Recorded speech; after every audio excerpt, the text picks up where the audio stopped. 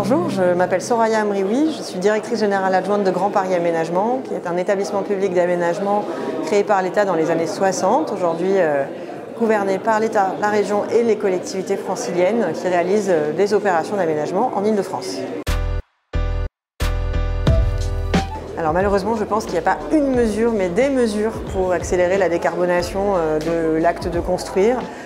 Si je devais en citer une, je pense qu'une mesure simple, c'est la généralisation du permis d'innover qui a été proposé dans notre groupe, puisque le permis d'innover existe déjà.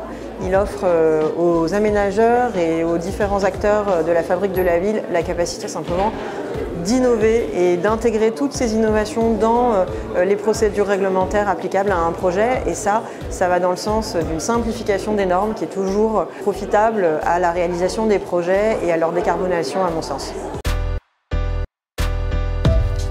Alors, j'ai beaucoup aimé un certain nombre de propositions du livre blanc. Je citerai peut-être la proposition consistant à proposer aux collectivités de créer des foncières pour porter du foncier de long terme de façon à ce que nous soyons protégés ou à limiter l'impact de la spéculation sur les fonciers en recyclage. Parce qu'aujourd'hui, le nerf de la guerre en recyclage urbain, c'est le financement, la capacité financière à lancer les projets.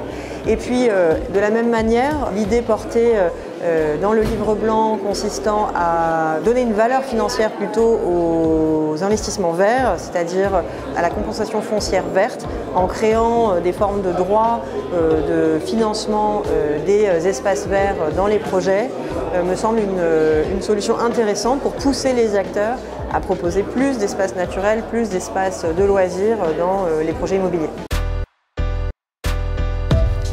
Prenons une série d'engagements pour le climat. Le premier, c'est en amont de nos projets de nous assurer que nous intervenons au bon endroit pour de bonnes raisons. Je crois qu'on doit être de plus en plus prudent lorsqu'on décide de lancer un projet. Il faut impérativement que ce projet génère des aménités positives et ça ne suffit pas, qu'il réponde aussi à un besoin de la population et qu'il apporte une forme de réparation à un certain nombre de difficultés, de problématiques urbaines. Alors évidemment, le pendant de ça, c'est de limiter drastiquement l'extension urbaine et ça c'est un engagement que nous prenons, réduire notre impact en réduisant à un premier abord notre imperméabilisation et l'urbanisation en extension urbaine. Le deuxième impact que nous voulons déployer dans nos projets et qui va dans le sens du climat, c'est évidemment de privilégier les matériaux biosourcés, géosourcés dans nos opérations. Et pour y arriver, parce qu'évidemment il y a un coût à la décarbonation, de pousser la filière à aller dans le déploiement de procédés hors site pour construire les projets.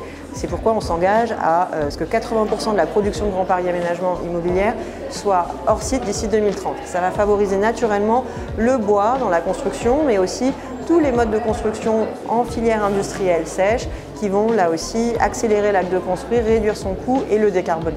Au-delà de ces enjeux de décarbonation, c'est aussi développer un ensemble de projets de renaturation. C'est vraiment donc déployer des opérations dont la seule fonction sera de renaturer des espaces, soit pour les laisser à la biodiversité, soit pour faire des espaces de loisirs accessibles au public, mais vraiment que la renaturation pour elle-même soit un objectif porté par un établissement d'aménagement. Notre mission n'est plus aujourd'hui uniquement de produire du logement, de produire de l'activité économique, de produire de l'emploi, c'est aussi de produire des espaces de respiration, des espaces de fraîcheur, des espaces dédiés à la biodiversité. C'est un changement de modèle.